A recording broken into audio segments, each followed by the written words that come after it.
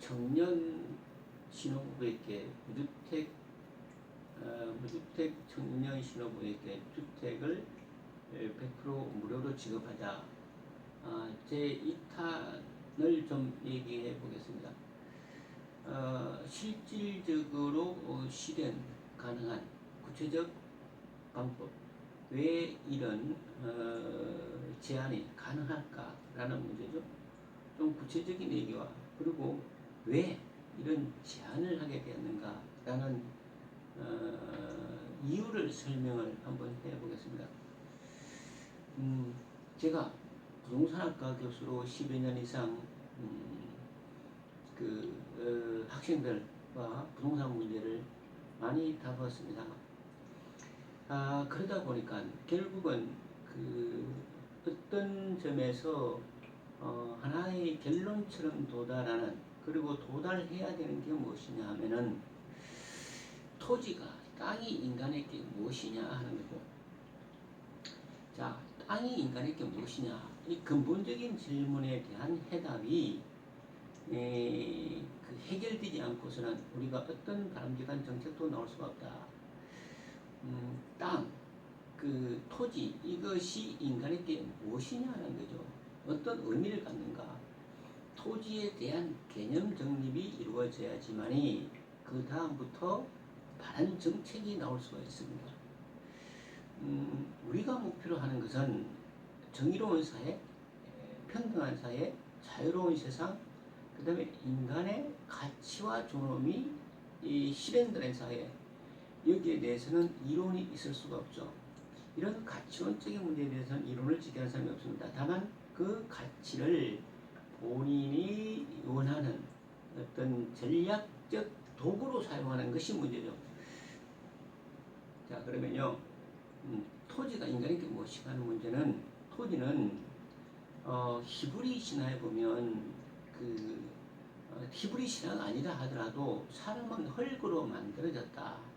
의학적으로도 사람은 흙과 같은 성분을 97%, 98% 가진답니다. 소위 인, 칼륨, 탄수화물, 자세히는 모르겠지만 토지의 어떤 의학적 구성 요소가, 물리적 구성 요소가, 화학적 구성 요소가 인간하고 거의 같다. 그래서 언어학적으로 보면요, 휴메는 휴마스에서 왔고 아담은 아다마에서 왔습니다. 언어상 기원을 보면요, 사람은 다 땅에서 왔다는 것이 라틴어의 어떤 기원이다. 히브리 신화만이 유일한 우리 인류의 근원에 대한 해답은 아니겠지만, 그래도 서양 철학의 기본이 되는 히브리 철학이나 이런 것을 보면요, 인간은 흙임에는 거의 틀림이 없다. 그래서 이런 얘기는 뭐냐면은, 흙이 인간에게 어떤 의미를 갖느냐 하는 것은 이와 같이 상당히 본원적 문제다라는 겁니다. 사회라는 것은 인간이 태어나서 모여서 살면서 어떤 이 사회 구성원 간에 어떻게 권리와 이런 행복, 사회 구성원 간에 어떤 관계를 유지할 것인가 하는 것이 정치적으로, 사회적으로 역사를 보면 쭉 형성되어 옵니다. 그래서 어떤 사회를 만들 것인가는 인간들이 결정을 하죠. 그러나 이 인간들의 결정 이전에 흙이라는 것은 이와 같이 인간에게 본질적인 것, 조물주가 인간에게 준 것, 그래서 흙은 인간에게 원래 이게 소유의 대상이 되거나 사회적 관계를 유지하는 관계가 아니다는 거죠. 흙은요, 자연적이고 본래적이고 본질적인 것이기 때문에 사회적으로 그 의미와 가치를 결정할 대상은 아니라 이 말이죠. 이 얘기가 무슨 얘기냐면은, 땅은 원래 나눠서 갖는 게 맞습니다. 그래서 사회주의적 시각 혹은 공산주의적 견해가 맞아요. 그런데 왜 공산주의가 그 인류사에서 하나의 그 실패된 사례로 끝나고 말았는가? 인간 본성 때문이죠. 인간은 욕망합니다. 이기적 존재죠. 인간의 이기심을 인정하지 않는 어떤 제도도 전혀 비효율적이고 실패할 수밖에 없습니다. 인간의 이기심, 인간의 욕망이 전제된 사회, 이것이 자본주의 사회죠. 자본주의 사회는 인간의 욕망이 전제된다. 인간의 욕망이라는 것을 이미 어쩔 수 없는 하나의 본질적 속성으로 보고 그 다음에 사회적 관계를 유지하자고 하는 것, 만들어가자고 하는 것이 자본주의 시스템이죠. 그 자체를 부정하는 것이 공산주의죠. 사회주의는 공산주의와 다릅니다. 사회주의는 따뜻한 자본주의로 가야 되죠. 사회주의와 공산주의를 헷갈려서 지금 굉장히 많은 문제가 일어나는데, 공산주의는요 원래 사유재산을 인정하지 않습니다. 그런데 사회주의는 개인의 재산권을 인정을 하면서 자본주의의 그 비열한 경쟁관계, 동물적 경쟁관계를 완화시켜보자는 따뜻한 자본주의죠. 이것을 혼동시키게 만든 것은 지금까지 우리 전 정권들이 자본주의 시스템을 유지하고자 하는, 혹은 자기 자신들의 권력을 유지하고 싶어하는 집단들의 어떤 업무죠.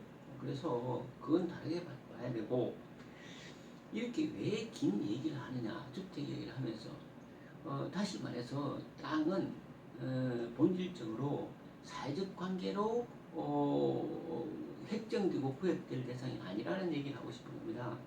그래서 땅은, 그 위에 있는 집은 뭐냐? 원래 인간에게 동등하게 배분돼야 되는 하나의 본질적 속성을 갖는다.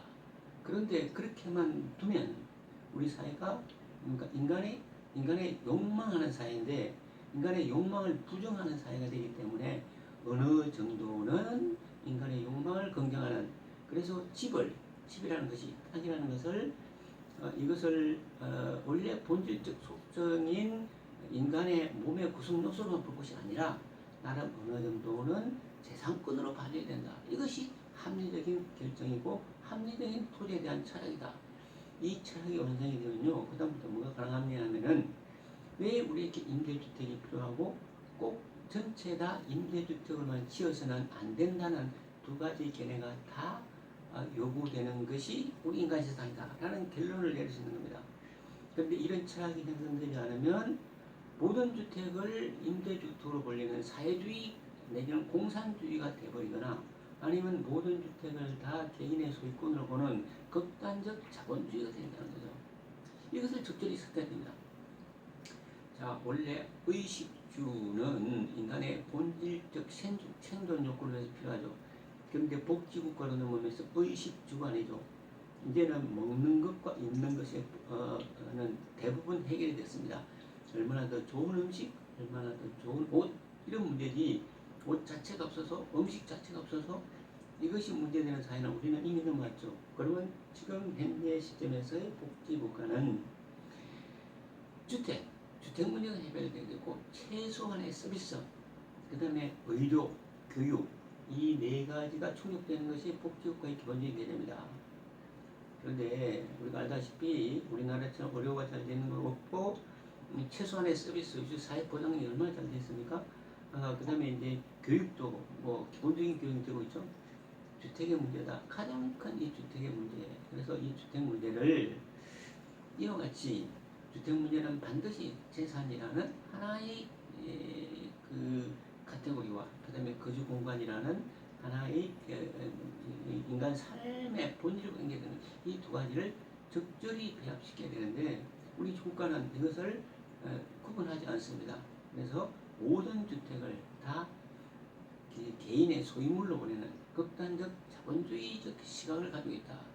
그래서 우리는 지금 우리 주택의 그 임대주택, 공공임대주택의 비율이 5%밖에 안 됩니다. OECD가 한 20% 되죠. 싱가포르는 90%입니다.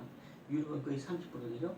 그래서 이 공공영구 임대주택을 지속적으로 늘리자는 것은요, 이와 같이 철학적 사유가 배경이 되어야 된다라는 겁니다. 자, 그래서 이와 같이 왜 공공임대주택이 우리 사회의 주요한 하나의 과제가 되어야 되냐는 철학적 배경에 대해서 설명을 드렸고요. 그 다음에 또보다도 구체적인 방법에 대해서 얘기를 하면 또다시 얘기가 길어지기 때문에 이것은 그 3차 그 유튜브 과제로 넘기도록 하겠습니다.